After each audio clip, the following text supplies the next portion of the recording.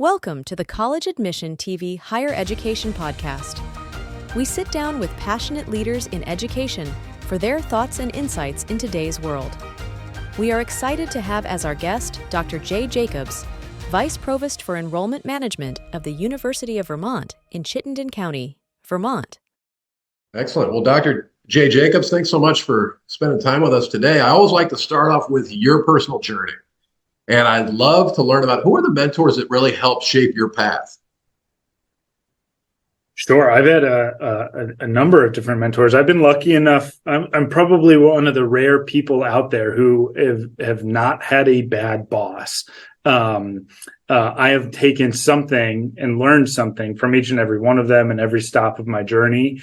But I'll call three specific people out for you today. The first is Terry Cowdery. She was the Dean of Admissions and Financial Aid at St. Lawrence when I was an undergraduate student there, and kind of shaped who I am today from a professional standpoint when I was a tour guide and an admissions intern as an undergraduate student. She was, when I graduated from St. Lawrence, my first job was actually B2B sales for Verizon, and I hated every single second of it. Hated getting up and putting a tie on and shaving my face to get out and knock on doors. And I called Terry up and asked, how I got a college admissions job. I knew really early on that I felt most comfortable on a college campus, and Terry was integral in helping me figure out how that feeling became a job and a passion. And I'm lucky that my job is something that I don't dread going to every single day. And Terry is a big part of that. She continues to be an outstanding professional mentor, and somebody who I have on speed dial when I have questions about this, that, or the other thing. And I know I'm not the only one that Terry does that for.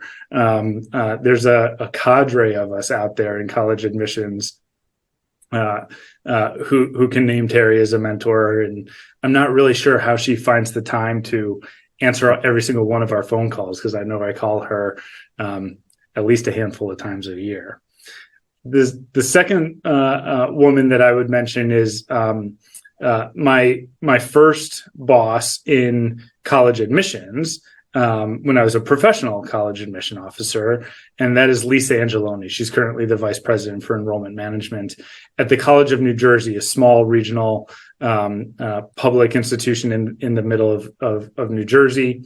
I don't know what she saw in me when I was a 22-year-old knucklehead, but she saw something in me and gave me a ton of different opportunities in that admissions office, and really expanded what I knew from just giving tours as a student to what it means to be a college admissions professional.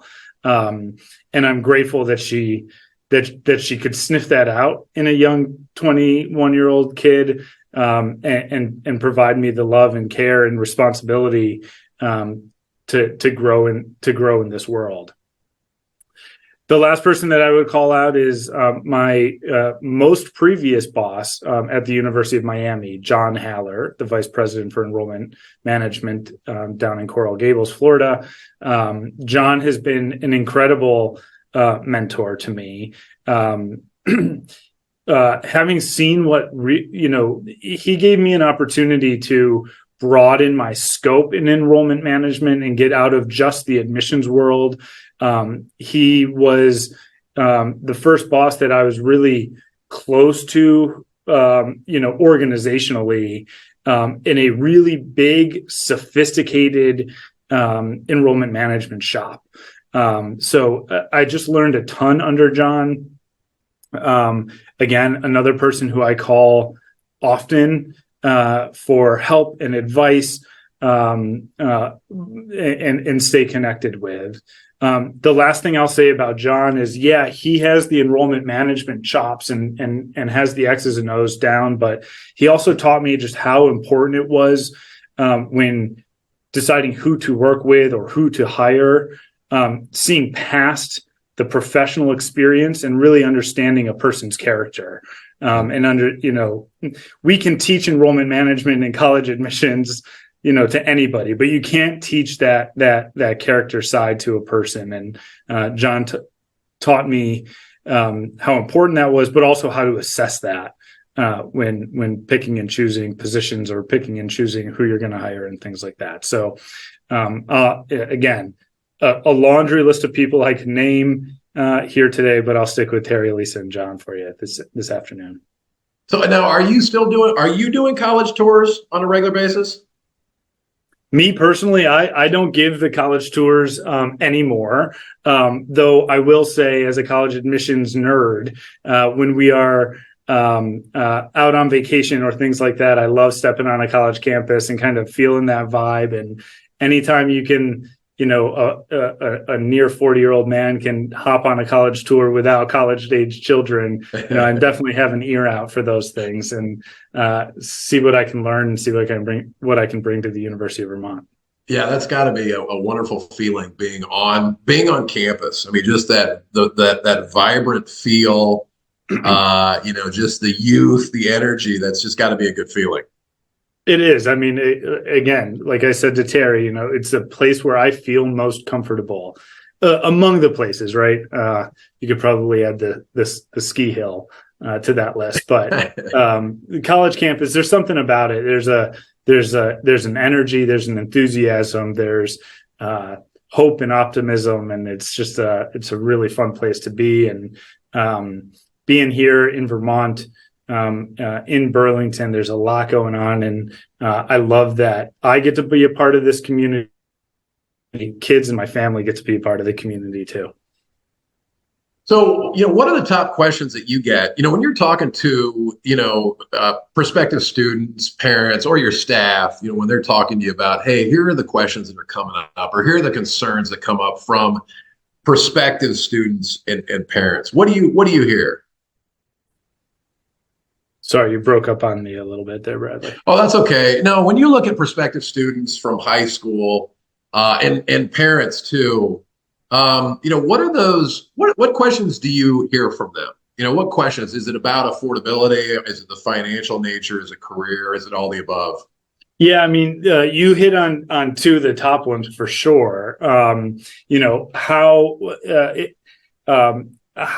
The affordability aspect and financial aid packages and merit scholarships and things like that. But when when you're talking to prospective students who are asking these types of questions, what they're really asking is, what's the value of a University of Vermont degree, right? Yes, it's how much it costs, but at the end of this journey, at the end of this experience, what's it going to do for my child? What's it going to do for me personally and professionally?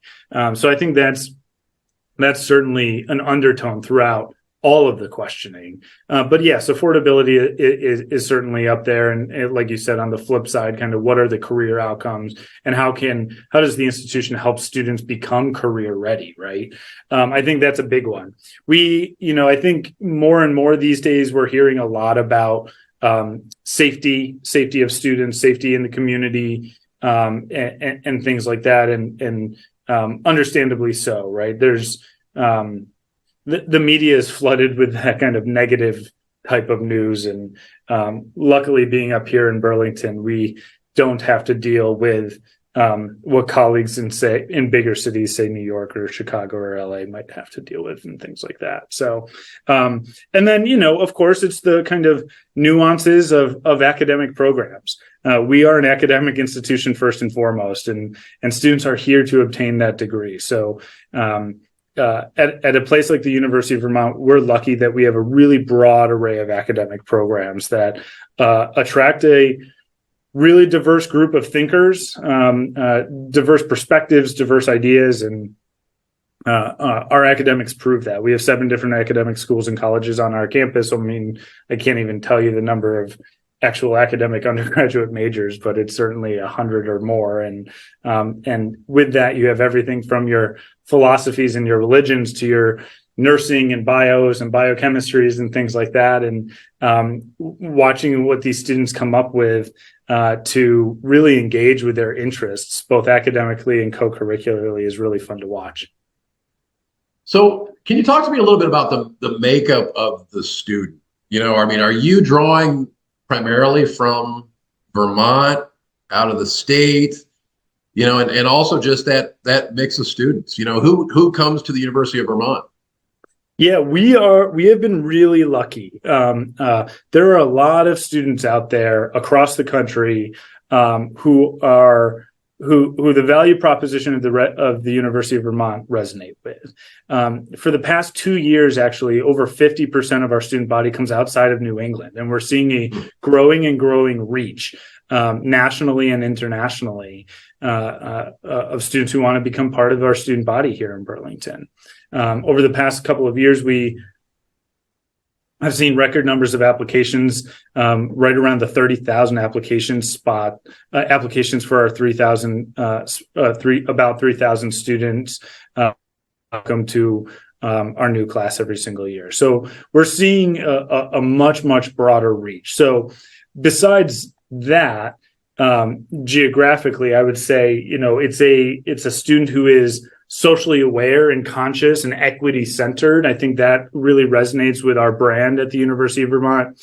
Students who are really interested in sustainability and environmentalism. I think when people think of UVM, that's often one of the first places their mind goes, and rightfully so. I mean, we have an outstanding environmental studies and environmental science programs on campus, but we're also in a really great place to study the environment right between the Green Mountains of Vermont and Lake Champlain. I think students who are innovative and entrepreneurial are really interested in what we're doing here at UVM. We have great things going on in the Vermont Pitch Challenge, which is like a high school Shark Tank competition, or we have a number of different case studies on campus. We have an outstanding College of Engineering and Mathematical Sciences, but the innovation and the entrepreneurial mindset bleeds through all 7 undergraduate colleges, even in the humanities, social sciences, and fine arts.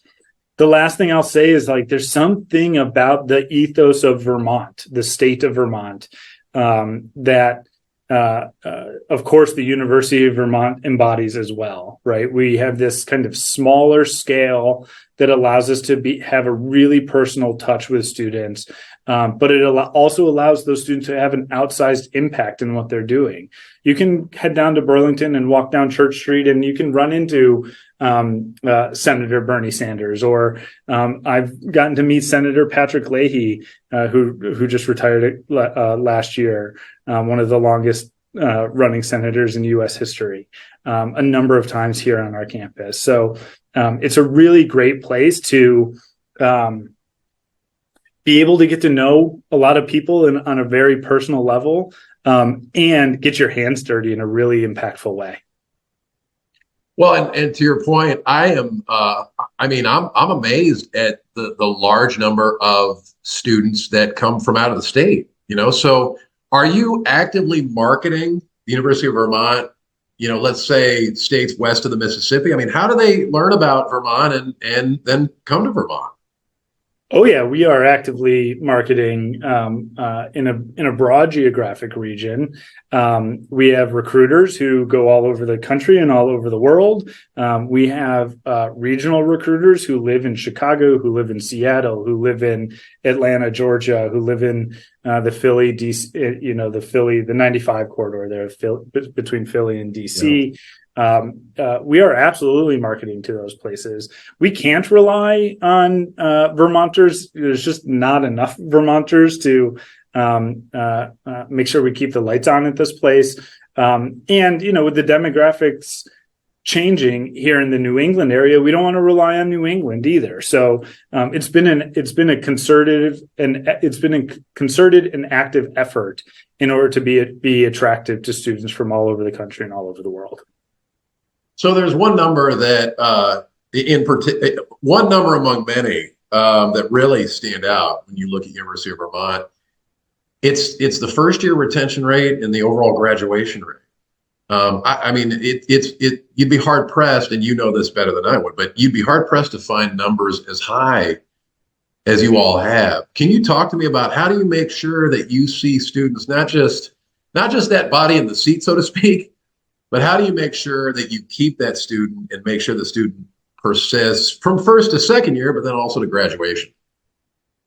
Yeah, I mean, our first to second year retention rate is north of 88%. So 88, north of 88% of our first year students come back for their second year, or something like 78% of our students graduate in 6 years, or that. So yes, it's been a point of emphasis here at the University of Vermont, and it's almost a kind of all hands on deck kind of thing.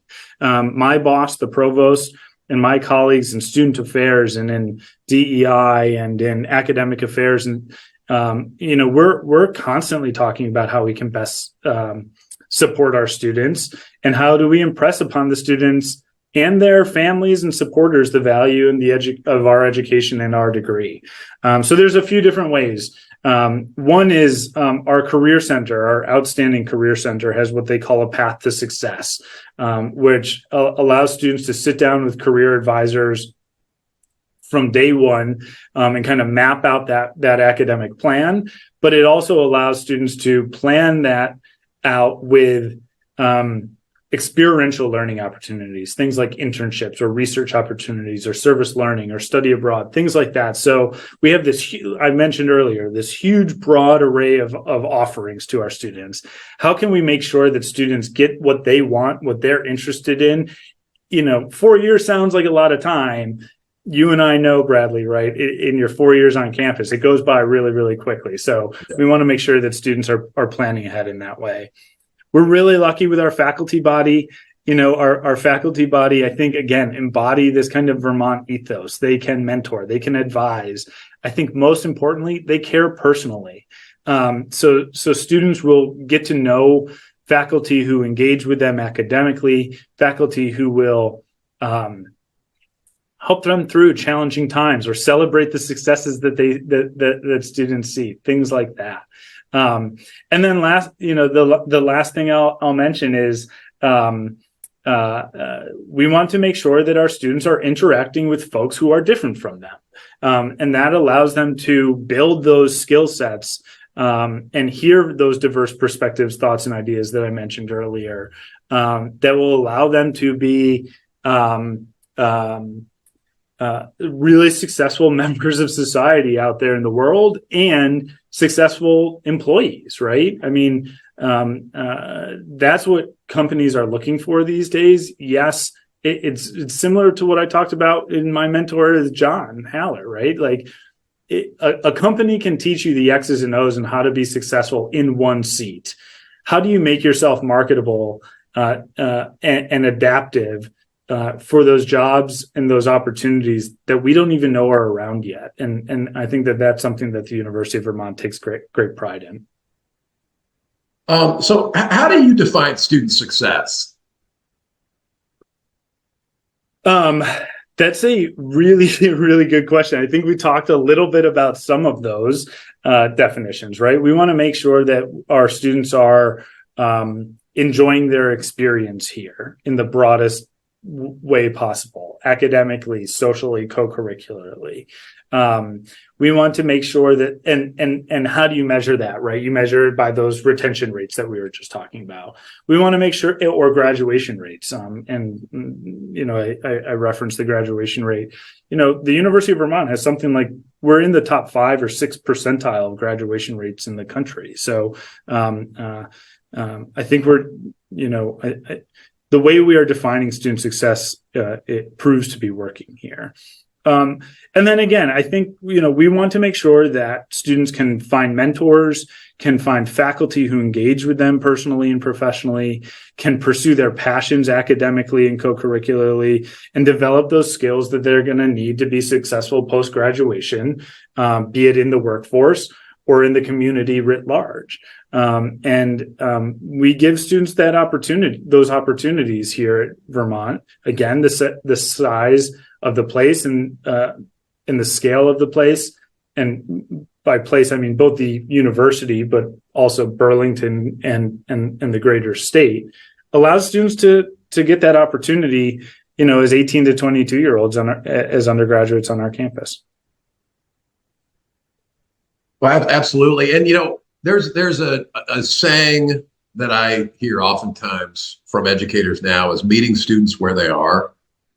And so can you talk a little bit about how does the University of Vermont meet students where they are? And whether that be, hey, we provide, not just on campus, but online programs, hybrid, flexible programs for that traditional student. And again, I know most of the students are of traditional age, but you might be adding non-traditional as well, but I'll let you answer that question.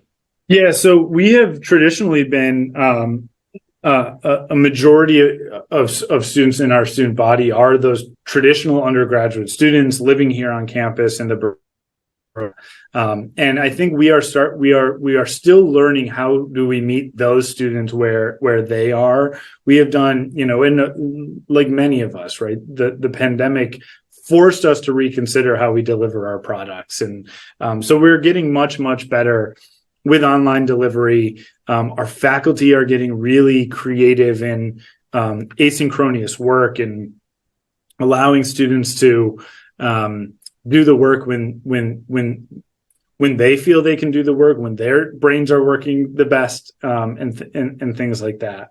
We have great ambitions to almost double our graduate enrollment here in the next 3 to 5 years.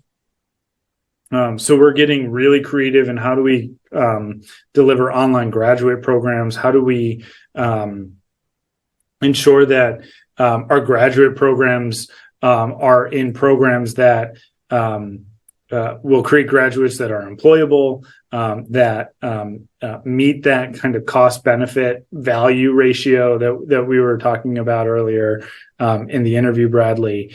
And then the last thing that I'll mention is we have this outstanding division called Professional and Continuing Education that is doing a lot of that same kind of work in the online graduate space, but also they are working with us closely on pre-college programs and dual enrollment courses throughout high schools in Vermont. They're working with our current students on campus to offer summer programs, both on campus and online, to ensure that either students can get ahead or make sure that they're staying caught up in order to graduate on time. But what's most impressive to me about the professional and continuing education space is the work that they do out in the community, upskilling Vermonters to be successful members of our economy as the economy changes here in the 2020s.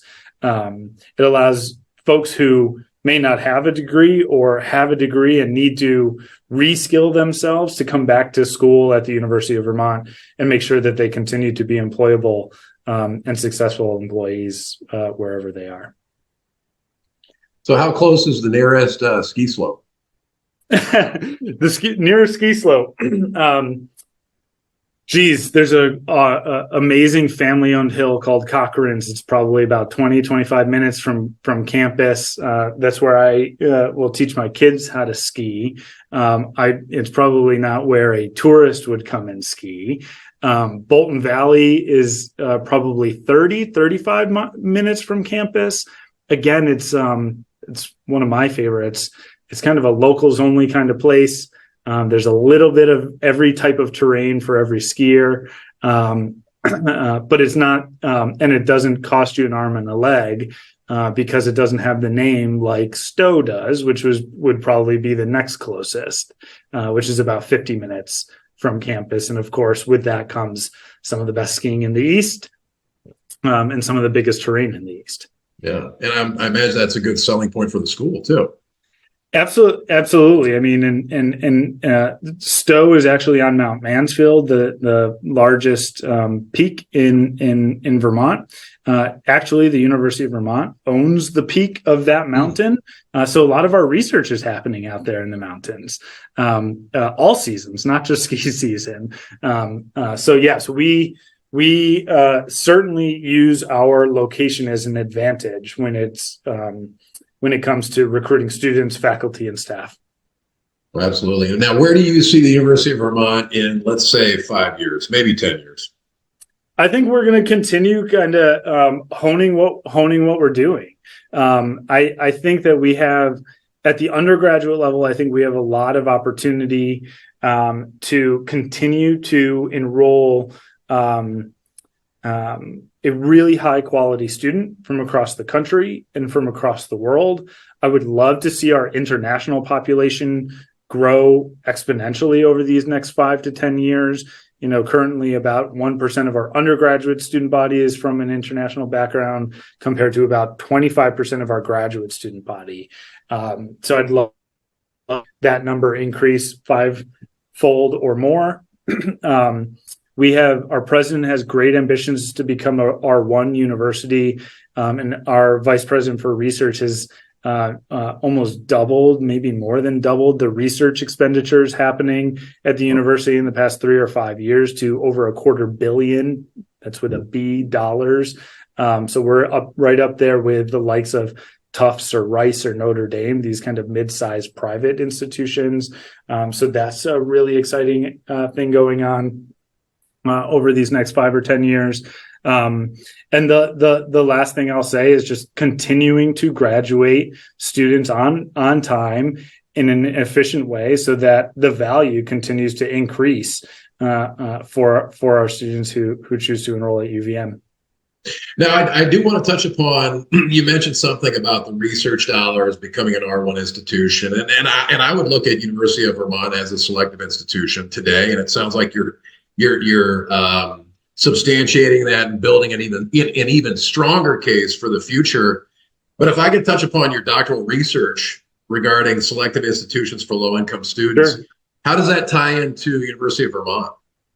Yeah, absolutely. I mean, I think my research was done while I was still at the University of Miami, and we got to implement a lot of fun things there. And I think we're going to be in a position to implement a lot of similar things here at the University of Vermont in the next few years. So the idea, right, is to just kind of drop barriers for those students from the lowest socioeconomic classes, right? So at the University of Miami, we decided as part of their financial aid application process, yes, students needed to submit the FAFSA, but also the CSS profile. And what we decided via my research was, you know what, we don't need them to go through 2 rigorous application processes every single year. We can ask students to submit the CSS profile once upon entry, and then the FAFSA will catch any major swings in a family's financial situation year over year. Things like that. We at the University of Vermont, we have taken great pride in helping educate influencers. And by that, I mean counselors, parents, other supporters, community-based organizations, things like that. So, we hit the road, and rather than pounding the UVM drum really loudly, it's, hey, how can we help students apply to college? Period. I think that's the biggest problem that we have. Definitely the biggest problem we have in Vermont. Maybe the biggest problem we have across the country is just college going rates, period. So if we can help a student find their way to a post-secondary education, then we've done our job. Hopefully that's UVM. But if it's not, and they go off to one of the other great 2,000, 4,000, however you want to count it, institutions in the country, then I think that's a win for the country, for the student, for the family, and ultimately for society in our country writ large.